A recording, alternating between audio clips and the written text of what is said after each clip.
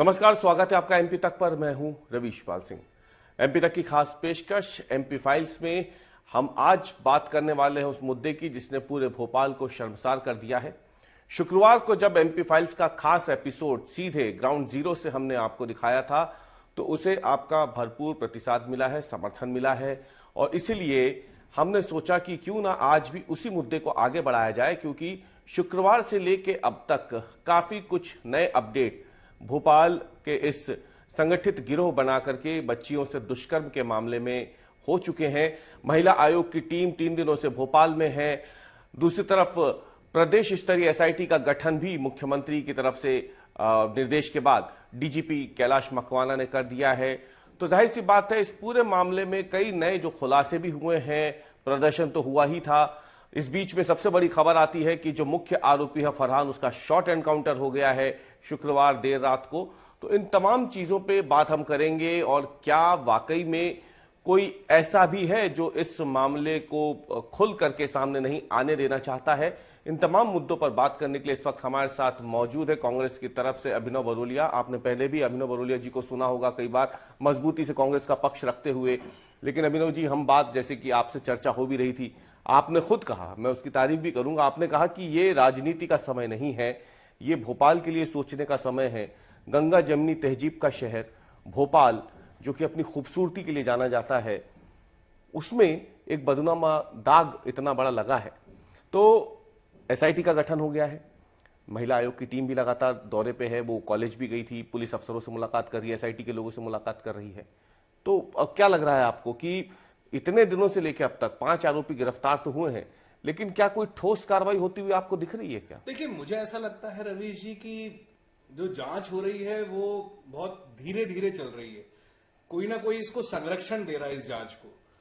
मेरा एक छोटा सा बात इतना सा कहना है मेरे को कि इसकी जांच सीबीआई से होनी चाहिए, क्योंकि जिस तरीके की जांच अभी चल रही है उसमें कई बातें सामने आ रही है, शॉर्ट एनकाउंटर सामने आ रहे हैं। क्योंकि भोपाल शहर में इतना बड़ा रैकेट चल रहा था, ये समझिए, इसमें पॉर्न मूवीज का मामला सामने आया, इसमें ड्रग्स का मामला सामने आया, इसमें लड़कियों के साथ दुष्कर्म और सारी बातें सामने आ रही हैं। लेकिन इसके पीछे बिना संरक्षण के, मतलब जो फिल्मों में हम देखते थे, हाँ बिल्कुल, ये फिल्मी स्टोरी की तरह है कि कोई क्लब है, उस पर जमीन पे कोई क्लब बना है, वो जमीन किसने आवंटित करी, किसके नाम पर वो जमीन है, इसके संरक्षण, क्योंकि बिना संरक्षण के इतना बड़ा रैकेट शहर में चलना मुमकिन नहीं है।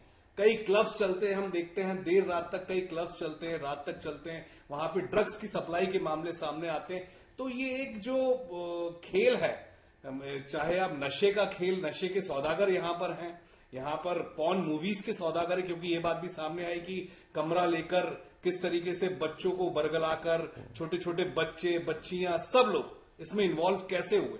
तो बिना बड़े नेक्सस के यहां पे कुछ नहीं हो सकता। किसी ना किसी बड़े नेता, क्योंकि 2 दशकों से यहां पर मध्य प्रदेश में भाजपा की सरकार है, लगातार यहां पे राजधानी भोपाल है, और भोपाल राजधानी में किन नेताओं के संरक्षण में ये चल रहा था, ये बात भी सामने आ रही है। आप सीबीआई जांच की मांग कर रहे हैं, बड़ी बात है, क्योंकि सरकार ने एसआईटी बनाई थी। पहले तो स्थानीय स्तर पर बनती है 3 एसआईटी जो पुलिस बनाती है इसी मामले को लेके। अब सरकार ने भी एसआईटी बनानी है, तो आपको सरकार की एसआईटी पर भरोसा नहीं है क्या? हाँ, मेरा निवेदन है, मोहन यादव जी, एक कहा जा रहा है कि मुख्यमंत्री बहुत तेजी से काम करते हैं, तो निवेदन है कि भोपाल में इस तरीके का जो नेक्सस चल रहा है, उस नेक्सस को तोड़ना तो पड़ेगा। तो बिना सीबीआई के जांच के, क्योंकि एसआईटी की जांच में कहीं ना कहीं चीजें सामने नहीं आ रही हैं जो आनी चाहिए। आज भी हम देखेंगे कि तो हिंदू समाज की महिलाएं मिलने गई थी, एक अपना पक्ष आज मुख्यमंत्री से मुलाकात, मुख्यमंत्री जी से भी मिली, जानकारी मिली है कि राज्यपाल जी से भी मिली है, और उन्होंने खुल के कुछ नाम भी रखे हैं। उन नामों के साथ भी उन नामों के साथ किसका संरक्षण था, वो बातें भी सामने आ रही। तो ये बातें जिस तरीके से सामने आ रही है, इसको दबाने की कोशिश भी जो बड़े लोग होंगे वो भी करेंगे, क्योंकि एक बड़ा नेक्सस राजधानी में चल रहा है। एक फिल्मों में हम जैसे देखते हैं कि एक बड़ा रैकेट चलता है जो उस जमाने में आता था, वो रैकेट भोपाल में देखने को मिल रहा है। तो सीबीआई की जांच तो होनी चाहिए। तो आपने बात की, जिक्र किया कि एसआईटी की जांच पे आपको भरोसा नहीं है, बहुत धीमी रफ्तार से जांच चल रही है, इस बीच में शॉर्ट एनकाउंटर भी हो जाता है। शॉर्ट एनकाउंटर की जब बात उठी तो अगले दिन बीजेपी के नेताओं की तरफ से बयान आया, किसी ने कहा कि हमारी सरकार जो है वो उनको बैठ के बिरयानी नहीं खिलाने वाली, कोई कह रहे थे कि शॉर्ट एनकाउंटर तो ठीक है, गोली सीधे छाती पे मारनी चाहिए थी।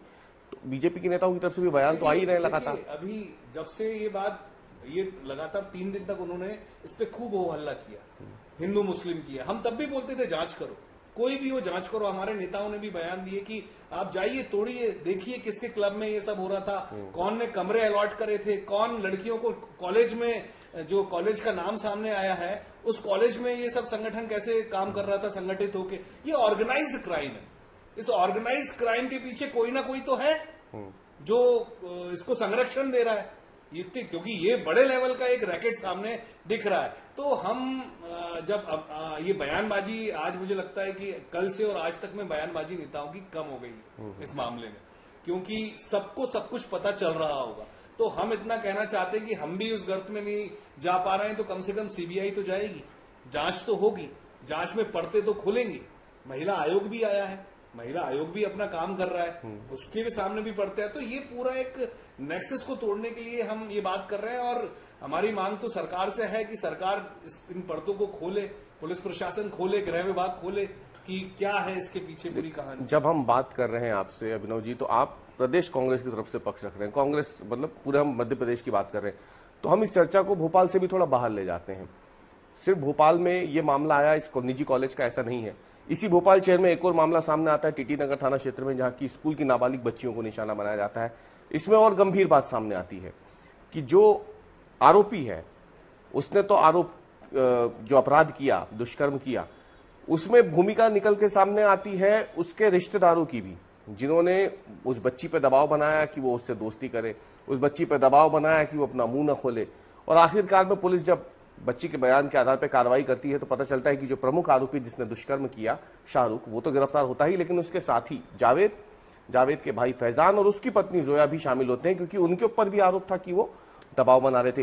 तो क्या ऐसा एक पैटर्न पे काम हो रहा है, केरला स्टोरी पैटर्न पे फिल्मों में जो दिखाया था वही होता हुआ दिख रहा है क्या? हम उस कॉलेज के अलावा अब इस मामले की भी बात कर लेते हैं। ये जो आप बता रहे हैं घटनाएं, मुझे ऐसा प्रतीत होता है देश में सब जगह, आप प्रदेश की भी बात कर रहे हैं, विकृत मानसिकता के लोग होते हैं, हर धर्म में होते हैं, जो कहते हैं, जैसे इसी केस में आपने सुना होगा कि कुछ बात सामने आई थी कि सब आपका काम है। जी, तो ये बयान बताता है कि कहीं ना कहीं वो व्यक्ति, उसको मुस्लिम समाज ने इग्नोर किया कि हमारे यहाँ ऐसा कुछ भी नहीं होता है, ना ऐसी चीजों को बोला जाता है। तो कई विकृत मानसिकता के लोग ऐसे होते हैं जो ये कार्य करते हैं।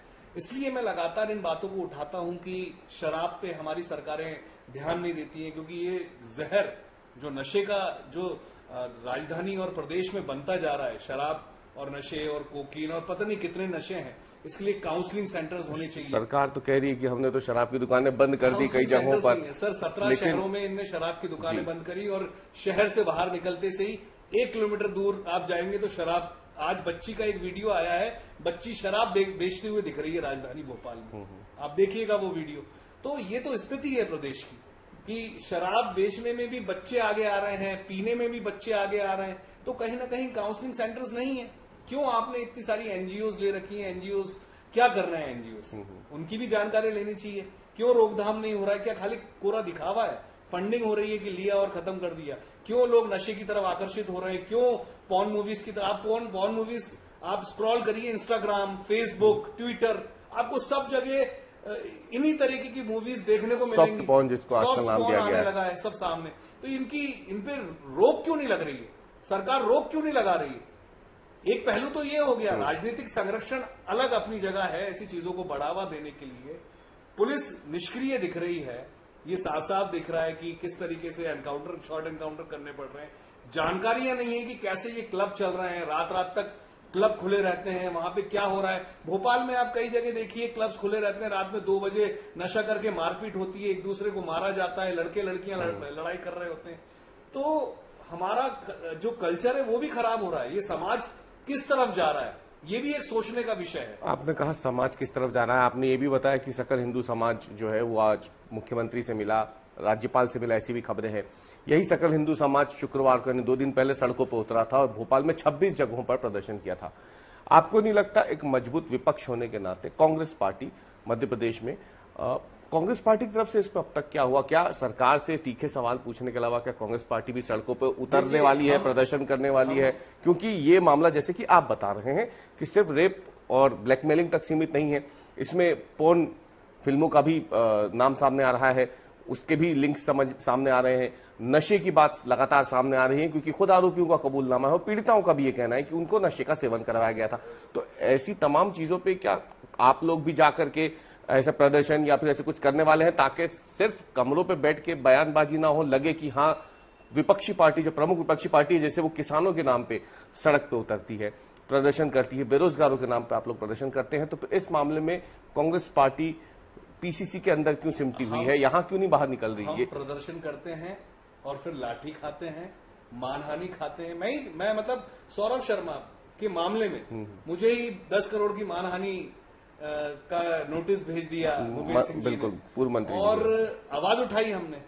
तो हम लगातार आवाज उठाते हैं, इस पर भी धरना प्रदर्शन हमने भी, हमारी एनएसयूआई विंग ने, सभी ने प्रदर्शन किया। हम लगातार हर वर्ग की आवाज उठाते हैं। इस मामले में भी हमने कई एनजीओ के साथ मिलके उनसे जानने की कोशिश करी, समझने की कोशिश करी। हम धरातल पे काम कर रहे हैं, और जो आपसे आज भावुकता के साथ बोल रहा हूं, मैं राजनीति से ऊपर उठ के इस बात को कर रहा हूं। कांग्रेस बीजेपी की बात नहीं है, एक समाज बर्बाद हो रहा है। 2 दशकों से भाजपा की सरकार है। मेरा निवेदन है कि सरकार जागे और ये जो खूनी खेल, नशे की सौदागरी जो प्रदेश में हो रही है, उस पर लगाम लगाए। हम तो खड़े हैं सर, आज आप हमारी आवाज बन रहे हैं। हम तो चाहते हैं मीडिया लगातार ये आवाज उठाए और उठाती रहती भी है, लेकिन हमारे प्रदर्शन करने और सारी चीज करने के बाद भी ये सरकार नहीं चाहती। सीबीआई जांच से कुछ बेहतर हो पाएगा? सीबीआई जांच हो, उसके आदेश होना चाहिए, क्योंकि जिस तरीके से मुझे लगता है कि ये इस मुद्दे को भी दबाने की कोशिश होगी और हो रही है।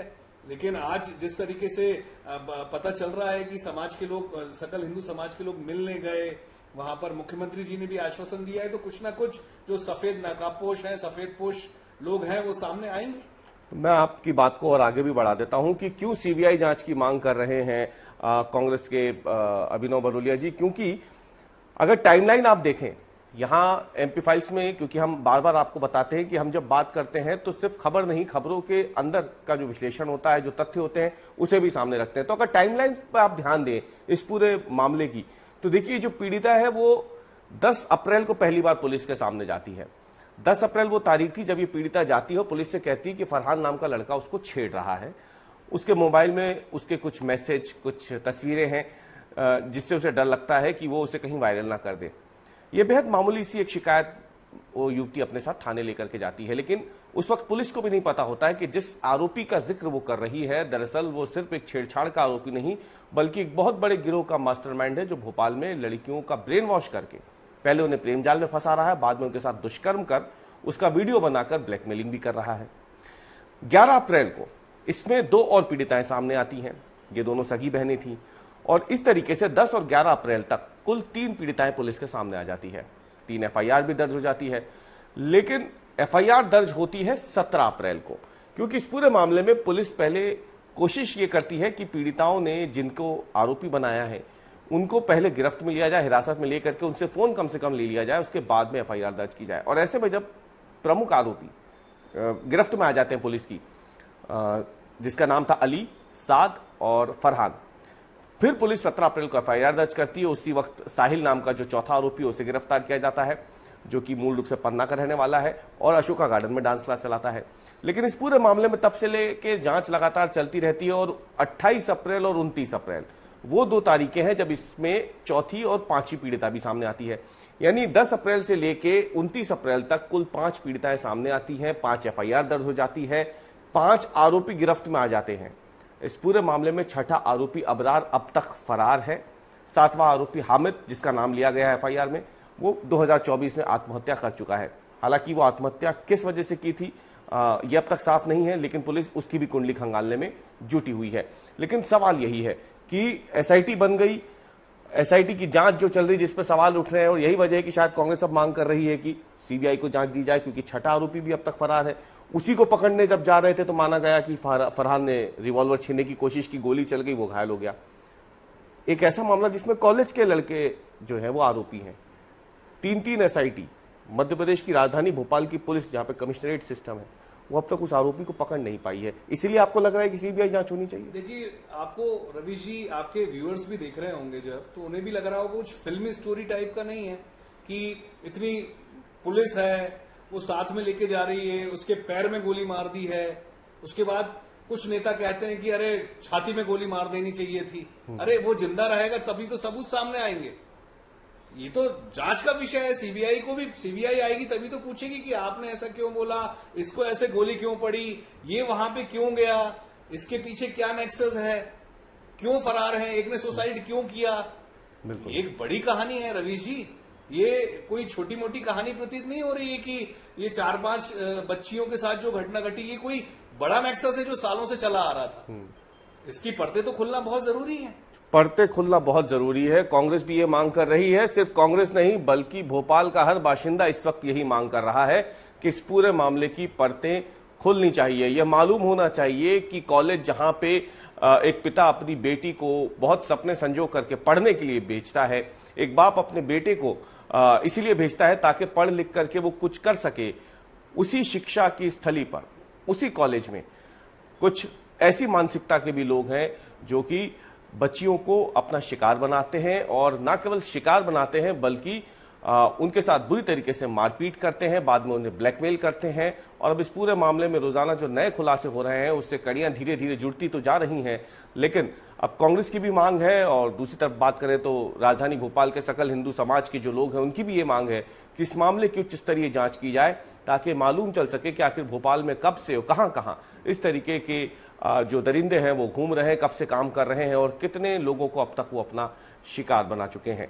तो एमपी फाइल्स में आज के लिए इतना ही, क्योंकि ये वो मुद्दा है जो लगातार सुर्खियों में बना हुआ है। इसलिए एमपी फाइल्स में हम लगातार इसके बारे में आपको पल पल की अपडेट भी दे रहे हैं, तथ्यों को भी सामने रख रहे हैं। आज की पेशकश में इतना ही। कल हम फिर हाजिर होंगे आपके सामने एक नए मुद्दे के साथ, नए तथ्यों, नए विश्लेषण के साथ।